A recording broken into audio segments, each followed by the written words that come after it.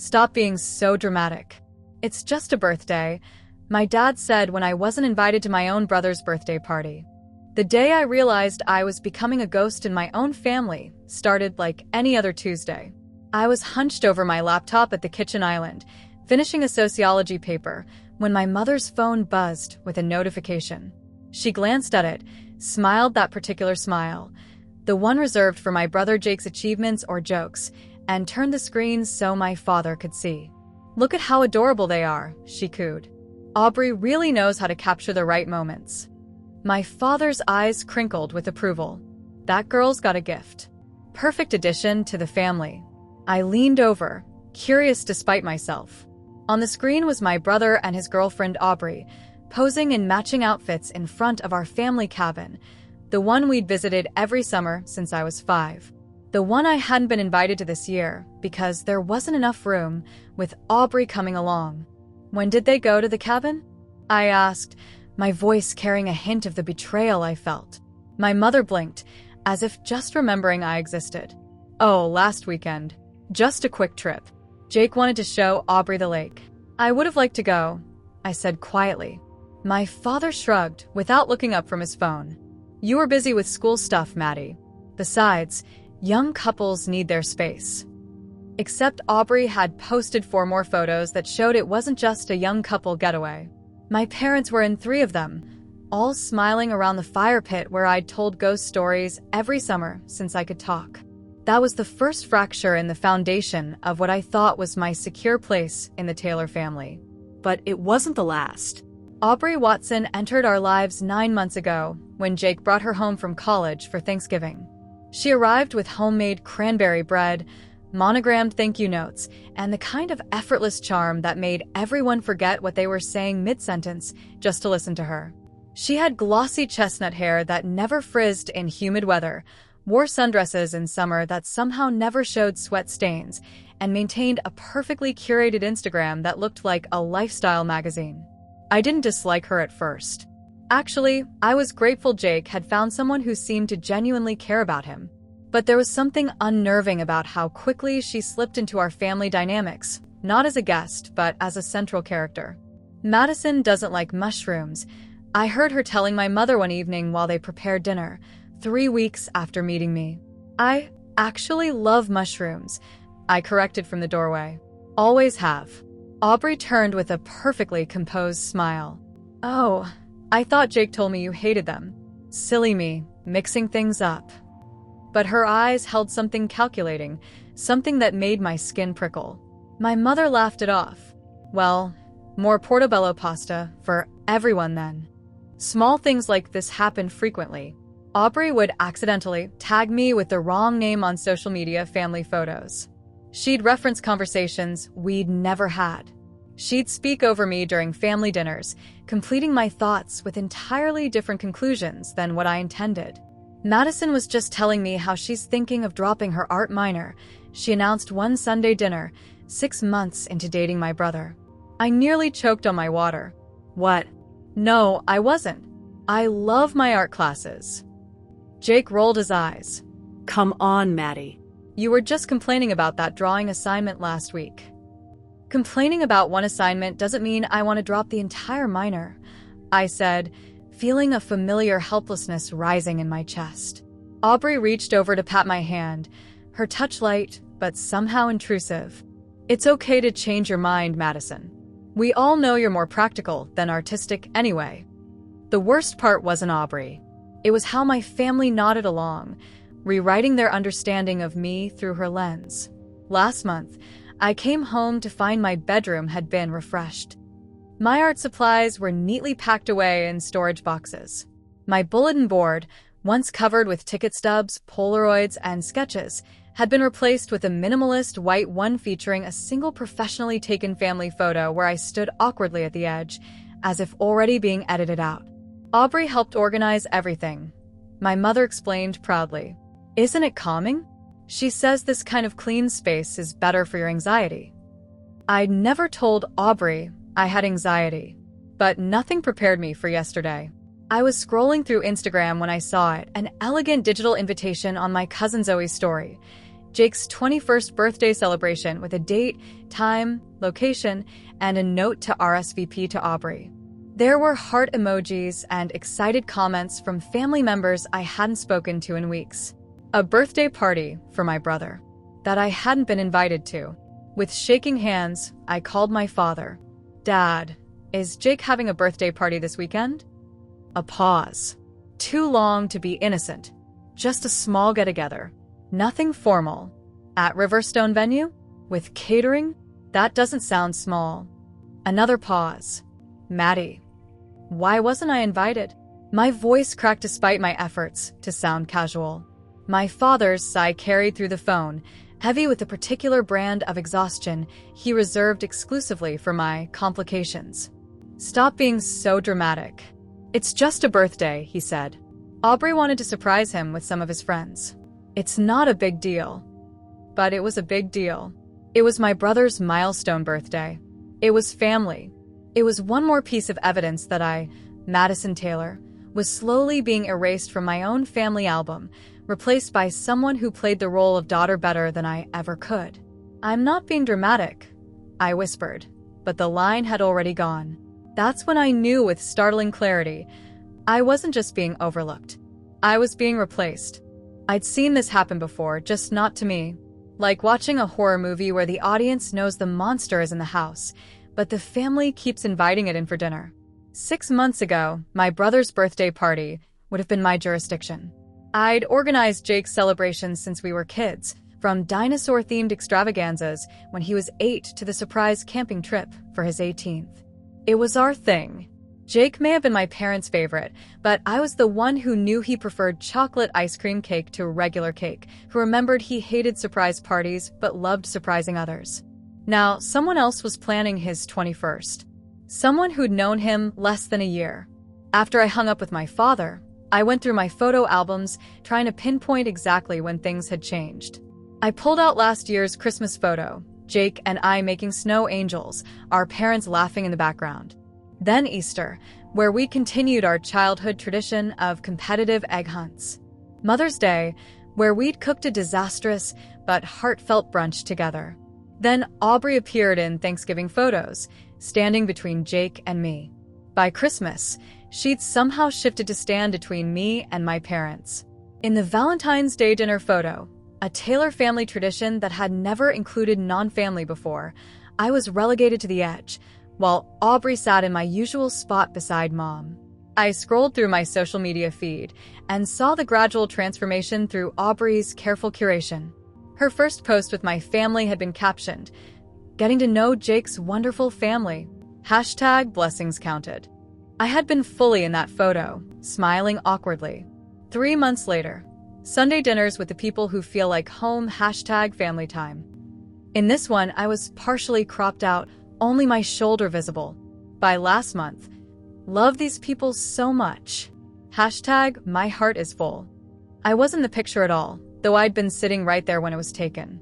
Somehow, Aubrey had mastered the art of angling the camera to exclude me entirely. "You're being paranoid," I whispered to myself. But was I? I remembered the fishing trip in April, an activity my father had always done exclusively with Jake and me. "Dad's taking me fishing this weekend," Jake had mentioned casually over dinner. "Great. What time should I be ready?" I'd asked. An uncomfortable silence followed. Jake glanced at Aubrey, who smiled sweetly before saying, "Actually, I'm going too. Your dad's going to teach me how to cast." "There's room for all of us," I said, looking to my father. He'd shifted uncomfortably. "Well, we're taking the small boat. Only fits 3 comfortably." I'd stayed home while they spent the day on the lake. My mother showed me pictures later. Aubrey holding up a small base, my father's arm around her shoulders, pride evident in his expression. "She's a natural," Mom had exclaimed. "Got the biggest catch of the day." That was also the first time I'd heard my father call Aubrey sweetheart, a nickname that had been exclusively mine until I turned 16 and apparently outgrew it. Then there was the living room. My mother had always said she'd redo it when she retired, a project she'd planned for years. I'd even saved interior design inspirations for her, knowing how much it meant to her. But 3 months after meeting my mother, Aubrey had somehow taken charge of the renovation. Aubrey has such an eye for design, my mother gushed, showing me mood boards they created together. She thinks the space needs more light and warmth. I recognized the color scheme and layout immediately. They were from the Pinterest board I'd shared with Mom years ago. When I pointed this out, my mother looked confused. Really? Aubrey found these beautiful inspiration rooms online. It wasn't just that she was integrating herself into my family, she was systematically replacing my role, my ideas, my place. And no one seemed to notice but me. Even my childhood best friend Emma, who I'd known since kindergarten, had fallen under Aubrey's spell. Emma and I had drifted apart during college, but still kept in touch. Last month, I texted her about getting together, only to discover she'd already been hanging out with Aubrey. "She's so fun," Emma had texted. "We went shopping last weekend. She's helping me plan your brother's birthday party." The betrayal stung deeper than I expected. Emma knew how close Jake and I had always been. Yet she hadn't questioned why I wasn't involved in planning his milestone birthday. I found myself scrolling through Aubrey's Instagram again, studying her life before us. Her feed was perfectly curated: travel photos, coffee art, inspirational quotes. But something felt off. There were no childhood photos, no long-term friends who appeared consistently, no family of her own. When Jake had first introduced her, she'd mentioned being from Seattle, with parents who traveled frequently for work. "We're not close," she'd said dismissively when my mother asked about them. "But family is so important to me. That's why I love spending time with all of you." I'd sympathized then. Now I wondered. I clicked on her oldest visible posts from 3 years ago. Nothing before that. As if Aubrey Watson had simply materialized one day, fully formed with her perfect hair and calculated smiles. A text from my mother interrupted my social media deep dive. "Dropping off some groceries for you tomorrow. Also, Aubrey picked out a lovely dress for your cousin Megan's wedding next month. We know you've been busy, so we took care of it." I stared at the message. The wedding where I was supposed to be a bridesmaid. The dress I was supposed to choose myself. I called my mother immediately. "Mom, I already bought a dress for Megan's wedding. Remember? We talked about it last week." "Oh." She sounded genuinely surprised. "Aubrey mentioned you were stressed about finding something appropriate, so she helped out. She's so thoughtful that way." "When did Aubrey and I discuss my wedding attire?" I asked, trying to keep my voice steady. "Well, I'm not sure. I think it's Sunday dinner? Anyway, this one is lovely, mint green, very flattering for your complexion." I hadn't attended Sunday dinner in 2 weeks, and I looked terrible in mint green. As I hung up, a chill ran through me. This wasn't just about a birthday party or a dress. This was about something darker, more calculated. Aubrey wasn't just trying to fit into my family, she was methodically erasing me from it, rewriting our narrative to exclude me entirely. And my family was letting her do it. It was time to stop doubting myself. Time to find out who Aubrey Watson really was and what exactly she wanted from us. The morning after discovering Jake's birthday party, I made an impulsive decision. I was going to confront my parents face to face. No more texts they could ignore. No more calls they could cut short. If they wanted to replace me, they'd have to do it while looking me in the eyes.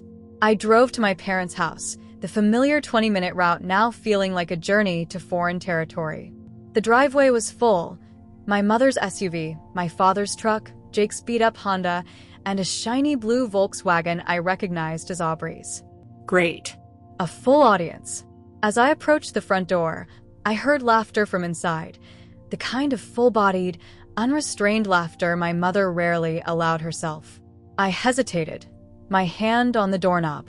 There had been a time when my key would have been in the lock already, when I wouldn't have thought twice about walking into my childhood home. Now, I felt like an intruder. I knocked instead. The laughter abruptly stopped. I heard hushed voices, then footsteps approaching. My mother opened the door, surprise evident on her face. "Madison, we weren't expecting you." She glanced over her shoulder, then back at me. "Is everything okay?"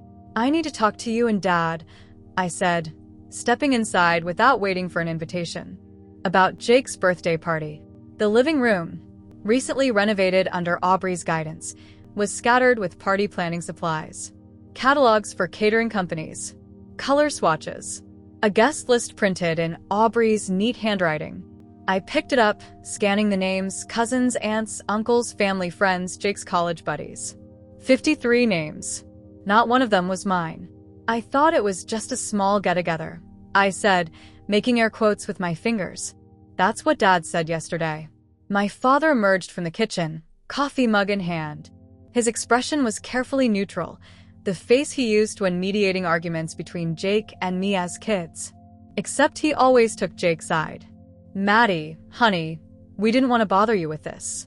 You've got finals coming up and… Don't, I interrupted, surprising even myself with my firmness. Don't pretend this is about protecting my study time. This, I gestured to the elaborate planning materials scattered around the room, is not a spontaneous small gathering. This has been planned for weeks, and everyone was invited except me. My mother's eyes darted to the kitchen doorway, where Aubrey now stood, looking concerned in that practiced way of hers, eyebrows drawn together, head tilted slightly, lips parted, as if about to offer comfort. Madison, Aubrey began softly. We just wanted it to be a surprise for Jake. Mr. and Mrs. Taylor thought. They have names, you know. I cut in. They're Michael and Susan. Not that it matters, since apparently you're more their daughter now than I am. Madison, my mother gasped. That's enough. Aubrey has been nothing but kind and helpful. Kind? She's planning my brother's birthday and didn't include me. She's reorganized my bedroom without asking. She's picked out my clothes, spoken for me at family dinners, and systematically pushed me out of every family tradition we have. My father set his coffee mug down with a sharp clink. Now you're being ridiculous. Aubrey has done nothing but try to fit in with this family. If you feel excluded, maybe it's because you're always so busy with your own life. When was the last time you offered to help your mother with anything? Or asked Jake about his classes? Aubrey does those things. Each word landed like a physical blow. The worst part was, I couldn't entirely deny it. I had been busy. College was demanding, and home had become uncomfortable. But I'd been withdrawing because I already felt unwelcome, not the other way around. I'm his sister, I said, my voice smaller now. His only sister. And I'm not invited to his 21st birthday. An uncomfortable silence settled over the room.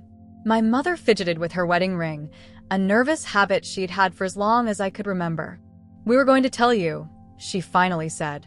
It's just, Aubrey had this vision for the party, and… Aubrey had a vision, I repeated flatly. And that vision didn't include me. It's not like that.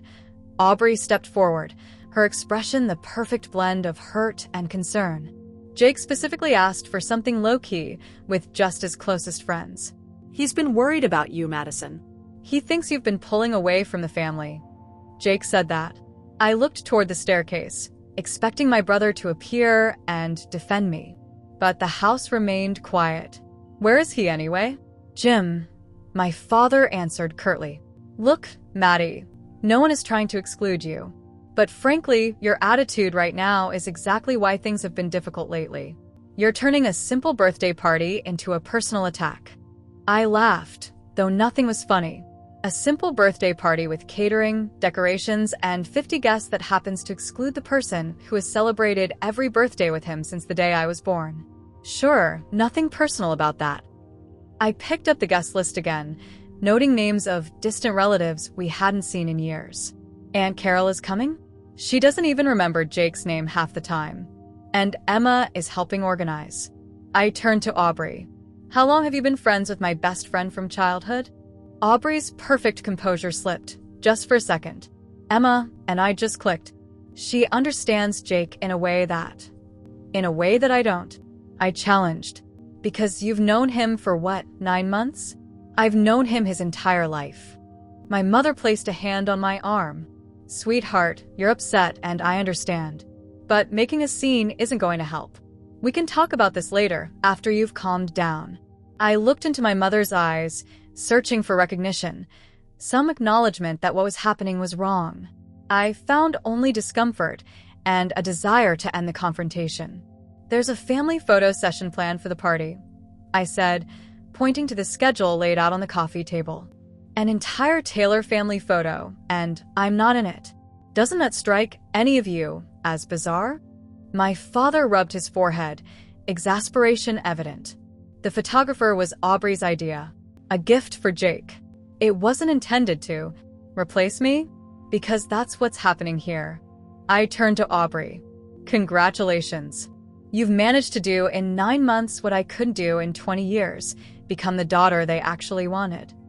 Aubrey's eyes widened with what looked like genuine shock. "Madison, that's not." "Stop." I held up my hand. "Just stop pretending. I see what you're doing, even if they don't." I gathered my things, suddenly desperate to escape the house that no longer felt like home. At the door, I turned back one last time.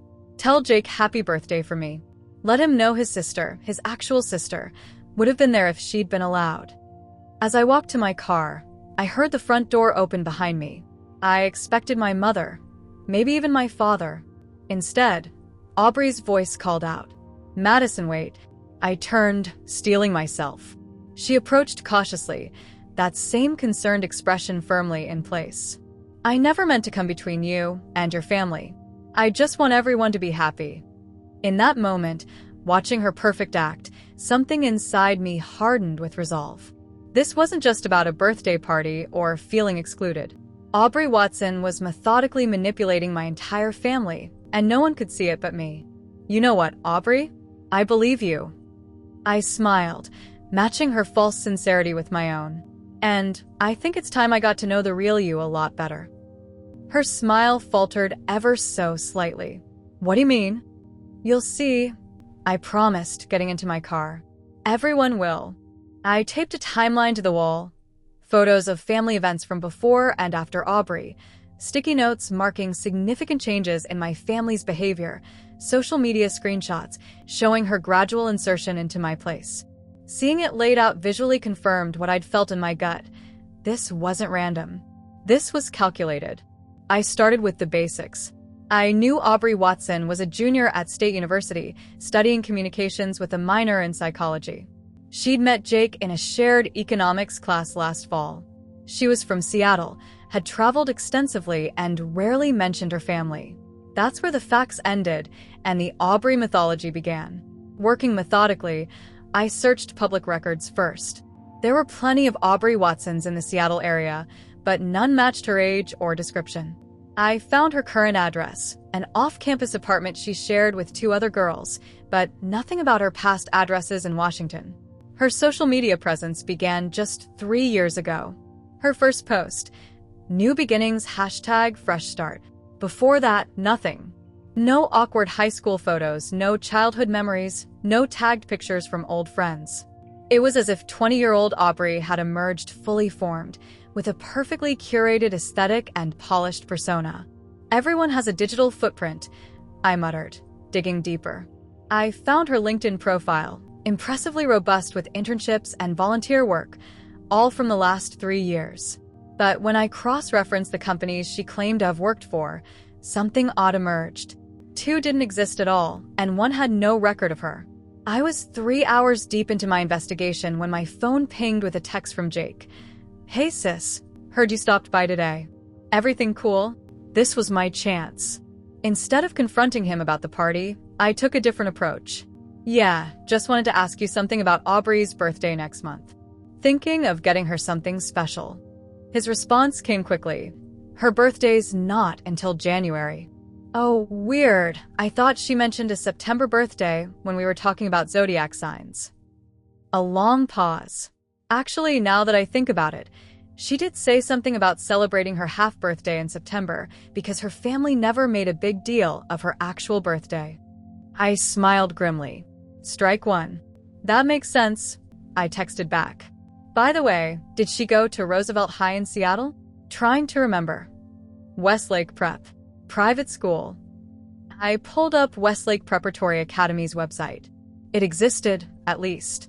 A quick search of their publicly available honor roll archives and yearbook photos revealed no Aubrey Watson in the years she would have attended. Strike 2. I returned to her Instagram, scrolling to posts from 2 years ago. She'd tagged locations all over Seattle, the Space Needle, Pike Place Market, obscure coffee shops. Perfect tourist destinations that anyone could photograph without actually living there. One photo caught my attention. Aubrey in a University of Washington sweatshirt, captioned, "Missing my first alma mater today." Hashtag UW Huskies, hashtag transfer student. I checked UW's student directory. No record of an Aubrey Watson in the last 5 years. Strike 3. This wasn't just odd anymore, it was alarming. Who was this woman infiltrating my family? I expanded my search, looking into public records with her name and approximate age across multiple states. Nothing significant emerged until I searched Ohio. A local newspaper article from 3 years ago mentioned an Aubrey Watson who'd won a community service award for her work with a Columbus family who'd lost their home in a fire. The accompanying photo was blurry, but showed a woman with the same build and hair color as Jake's Aubrey. The article quoted her, "The Hendersons have become like family to me. Sometimes the family you choose is more important than the one you're born into." The phrasing sent a chill through me. Family you choose. I searched for more information on the Hendersons and found a Facebook post from Eleanor Henderson, heartbroken that our dear Aubrey has moved away. She was like the daughter we never had. Like the daughter they never had. Just as she was becoming for my parents. On a hunch, I searched Reddit for stories about friend or family manipulation. I used specific keywords: replacement, infiltration, family imposter. After an hour of sifting through relationship drama and true crime stories, I found it, a post from 2 years ago titled, "My brother's girlfriend is systematically replacing me in my family." The details were eerily familiar. A brother bringing home a seemingly perfect girlfriend who slowly took over family traditions, spoke for the poster, redecorated their childhood bedroom, and eventually turned the family against them. The girlfriend's name was never mentioned, but the timeline matched Aubrey's disappearance from Ohio. I messaged the user, u/replacesister22. I think we might have encountered the same person. Did her name start with an A? The response came within hours. Aubrey? Aubrey Watson. My heart raced as I typed back. Yes. What happened with your family? The story that unfolded through our conversation was chilling. Aubrey had dated the Redditus brother for 11 months. During that time, she'd completely embedded herself in their family, taken over planning holidays, convinced the parents to redecorate their daughter's room while she was away at college, and eventually orchestrated situations that made the daughter look unstable and unreliable. By the end, my parents were talking about letting her move into my old room permanently, the Redditor wrote. When I confronted them, they said I was being dramatic and jealous. Sound familiar? Too familiar. I asked what happened to end it. She got careless, left her phone unlocked, and my brother saw a text to a friend where she was mocking our family, calling us easy marks. She had a whole system. Find a close-knit family with parents who wanted a better daughter than the one they had, make herself indispensable, then enjoy the benefits of a supportive family without the baggage of her own. I stared at those words for a long time. Easy marks. A system. This wasn't random chance or my family naturally preferring someone else. This was predatory. How did your family react when they found out? I asked. They were devastated, embarrassed. My brother was humiliated. My parents couldn't believe they'd fallen for it, especially at my expense. We're still rebuilding our relationship. I thanked the Redditor profusely and asked for any evidence they'd preserved. Within minutes, I received screenshots of Aubrey's text discussing her family replacement technique, photos of her with the Redditus family, looking exactly like our recent family photos, with Aubrey in the center, and most damning of all, a video where she bragged to a friend about how easily she could manipulate people's perceptions. I leaned back from my computer, emotions swirling between vindication and horror. I wasn't crazy. I wasn't paranoid. Aubrey was systematically removing me from my family's life, just as she'd done before. I checked the date of Jake's party. Saturday, just 2 days away. I had the evidence now, but revealing it would be delicate. My family was already primed to see me as the problem, not Aubrey. If I didn't handle this perfectly, I'd only push them further away. As I organized my findings, another thought struck me. What if Aubrey's behavior wasn't just manipulative but dangerous? What if this escalated beyond emotional manipulation? I couldn't wait. My family needed to see the truth, even if it hurt, even if they hated me for it initially. I printed the screenshots, saved the video to my phone, and prepared a concise timeline of Aubrey's deceptions. Then I texted Jake one last time, looking forward to your birthday party. I wouldn't miss it for the world. Whether I was invited or not, I was going to be there. And I was bringing receipts. Riverstone venue glowed with string lights as I pulled into the parking lot. The cars filled every available space. My extended family's familiar vehicles mixed with strangers' cars that must belong to Jake's college friends. Music pulsed from inside, already in full swing at 8:30 p.m. I checked my appearance in the rearview mirror. Simple black dress, subtle makeup, hair pulled back. I hadn't come to make a scene or steal attention. I'd come for the truth. The folder of evidence sat on my passenger seat like a bomb, waiting to detonate. Part of me still hesitated. Was I about to destroy my brother's birthday? Humiliate my parents? Break apart what remained of our family? But then I remembered. I hadn't been invited to my own brother's 21st birthday. I'd been systematically erased from my family by a manipulative stranger. And if I didn't act now, Aubrey would continue until there was nothing left of me in the Taylor family narrative. I grabbed the folder and my phone, then walked toward the entrance with forced confidence. The college-aged bouncer at the door, probably one of Jake's fraternity brothers, checked his list. Name? Madison Taylor. Jake's sister. He frowned, scanning the guest list. I don't see a Madison. She's with me, came a voice from behind. I turned to see my cousin Zoe, looking gorgeous in a red dress and clearly surprised to see me. Maddie, I didn't know you were coming. Last-minute decision, I said, giving her a quick hug. Couldn't miss Jake's big day. Zoe's eyes darted uncomfortably to the bouncer, then back to me. Of course not, she said, though her tone suggested otherwise. Come on in, we're all inside. As we entered, Zoe leaned close. Aubrey said you couldn't make it because of finals, that you specifically asked not to be bothered about party stuff. Did she now? I kept my voice neutral. Interesting interpretation of events. The venue's main room had been transformed into an elegant space that looked nothing like my brother's usual style. Crisp white linens, blue and silver decorations, professional photographs of Jake throughout the years displayed on easels. A stage was set up at the front where a live band played mellow jazz.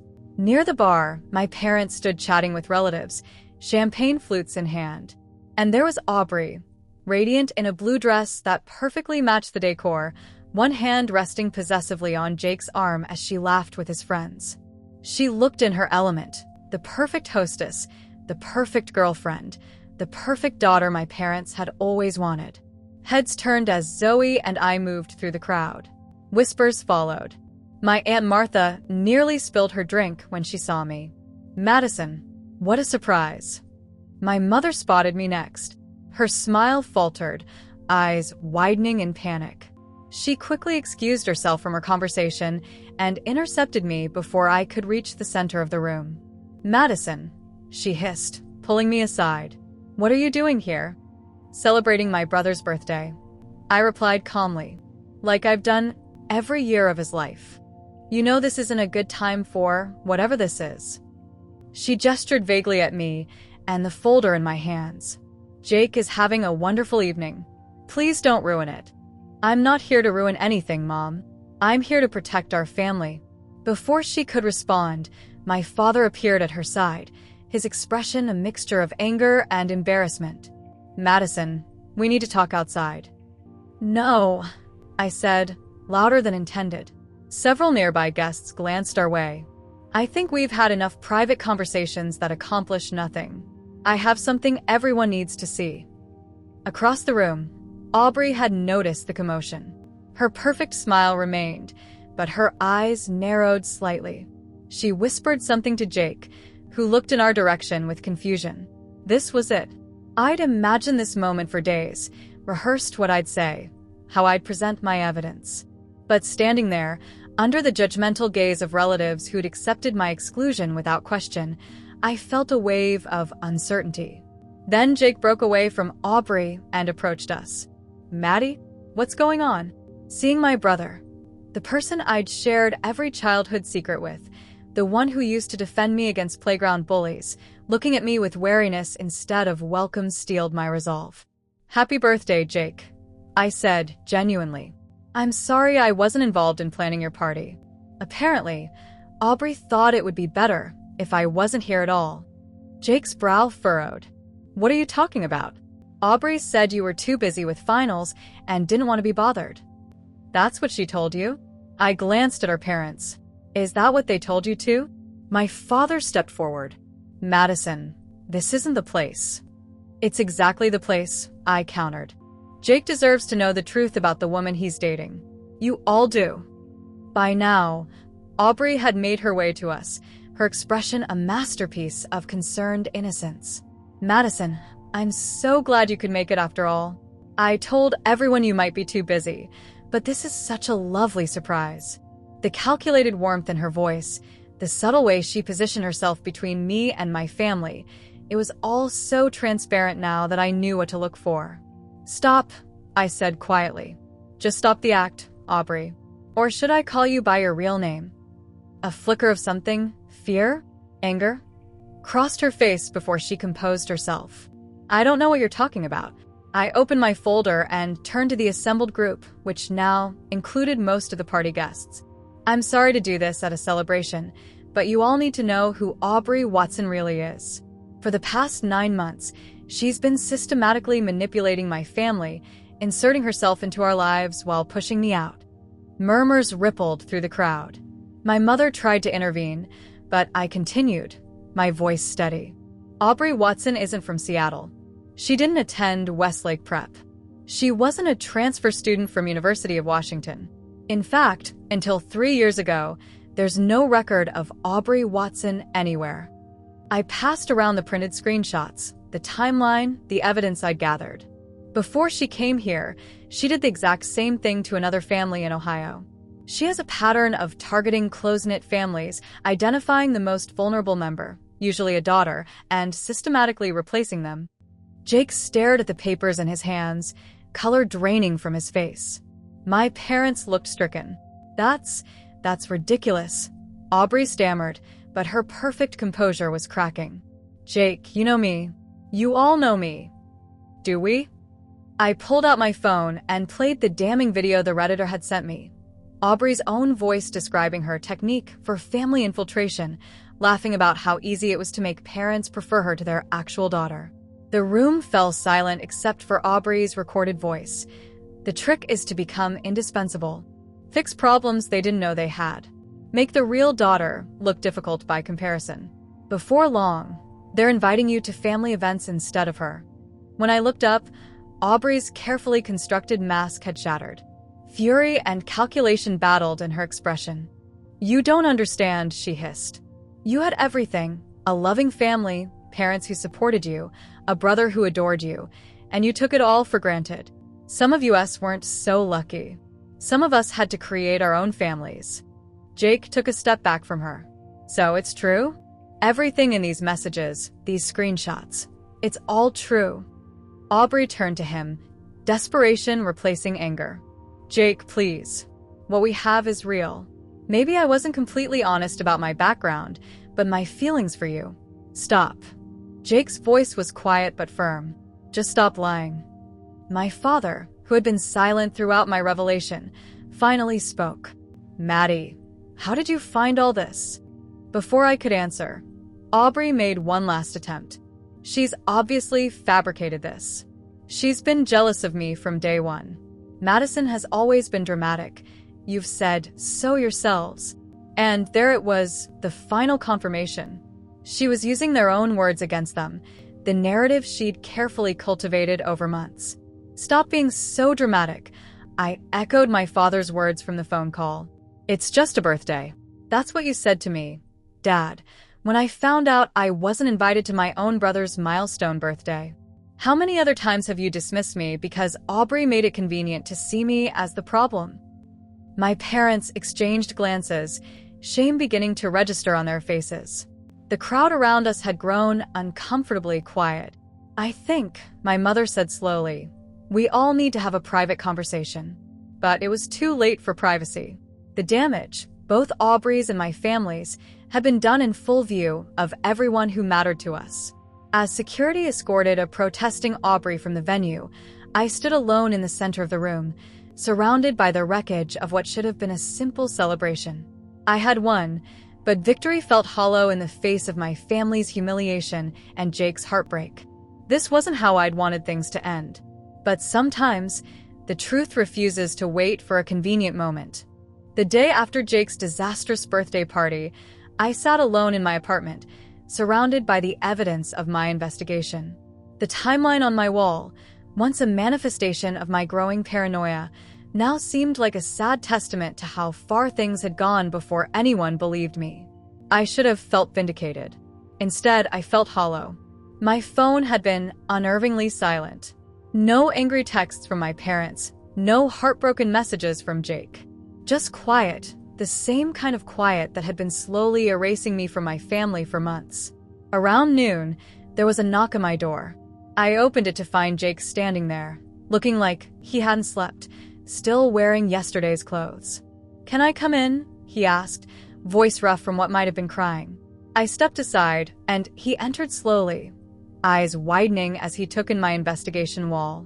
"You really went full detective mode," he said, a ghost of his old humor flickering briefly. Had to. No one was listening to me.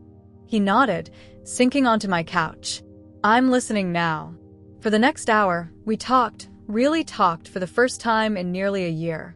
I told him how it felt to be gradually pushed out of family photos, traditions, conversations. He told me how Aubrey had reframed everything, making my absence seem like my choice, my criticism of her seem like jealousy.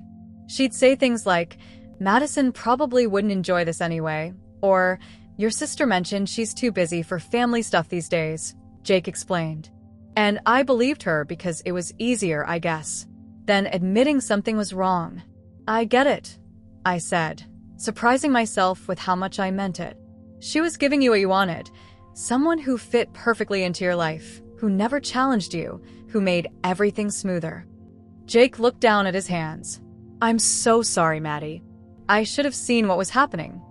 "We all wanted to believe in her," I said quietly. "She was good at finding what each of us needed." Later that afternoon, my parents arrived. The four of us sat around my small kitchen table, an impromptu family meeting unlike any we'd had before. There were tears, especially from my mother when she saw the wall of evidence, physical proof of how they'd let a stranger systematically erase their daughter. "We didn't mean to shut you out," my father said, his usual confidence nowhere to be found. Somehow, it just became easier to go along with things. Because Aubrey made me the difficult one. I finished for him, the dramatic one, the one who was always causing problems. He couldn't meet my eyes. Yes. And it was convenient to believe that. I continued, because it meant you didn't have to confront the real issue. "Which was?" my mother asked, though I think she already knew. "That you've always preferred Jake. That Aubrey just exacerbated a dynamic that was already there." A painful silence followed. Jake looked startled, then thoughtful. My parents exchanged glances, heavy with recognition. "We never meant to make you feel less important," my mother finally said. "But you did," I replied simply. "And when Aubrey came along and offered you a better daughter, you didn't even notice what you were losing." The conversation was uncomfortable, raw, and long overdue. There were no easy resolutions, no instant healing. But for the first time in years, maybe ever, we were being honest with each other. Before they left, my father paused at the door. "Will you come to dinner on Sunday? Your mother's making lasagna." It was an olive branch, small but significant. "Maybe," I said. "I'll let you know." The weeks that followed were a slow, awkward reconstruction of what our family could be. Jake transferred to a different economics class to avoid Aubrey. My parents changed the locks after discovering she'd kept a key to our house. We learned she'd already moved on, been spotted with another family across town, a pattern she couldn't seem to break. I didn't go to Sunday dinner that first week or the next. Instead, I focused on parts of myself I'd neglected while fighting to maintain my place in the family, my art, my friendships, my own apartment that reflected my personality without anyone else's improvements. When I finally did return to my parents' house for dinner, a month after the party, things were different. Not perfect, but changed. My mother had restored my bedroom to something closer to how I'd kept it. My father asked about my classes without comparing them to Jake's achievements. Small steps. The real breakthrough came when my mother called to ask if I'd help plan Thanksgiving dinner. "No one knows the family favorites like you do," she said. "And I miss cooking with you." After dinner, as Jake and I washed dishes, another old tradition, he bumped my shoulder gently. "You know what the worst part was? After everything blew up at the party, I realized I couldn't remember the last time you and I really talked. Like, about anything important." "Aubrey was very effective," I said, handing him a plate to dry. "No," he shook his head. "It started before her. We let it happen. I let it happen." His admission warmed something in me that had been cold for a long time. 3 months after Aubrey's exit from our lives, I moved to a new apartment closer to campus. My parents and Jake helped me move in, and afterward, we sat on my new balcony eating takeout. "We're proud of you, Maddie," my father said suddenly. "I know we don't say it enough, but we are." I didn't rush to accept the compliment or deflect it. I let it sit there between us, acknowledging both the gesture and the history behind it. "Thanks, Dad. I'm learning to be proud of myself, too." And that was the real gift of the whole painful experience. In fighting to reclaim my place in my family, I discovered my own strength, my own voice. I no longer needed their constant approval or validation. I loved them, would always love them, but I was no longer defined solely by my role as Jake's sister or Michael and Susan's daughter. The holidays arrived, and for the first time in memory, there was no hierarchy at the Taylor family gathering. No favorite child, no golden boy, no invisible girl. Just 4 flawed people trying to see each other clearly, perhaps for the first time. I'd lost the family I thought I had, but gained something more honest in its place. And in the end, that was worth all the pain it took to get here. No one would ever replace me again, not because they couldn't try, but because I finally understood that my place in this world was never something anyone else could take away.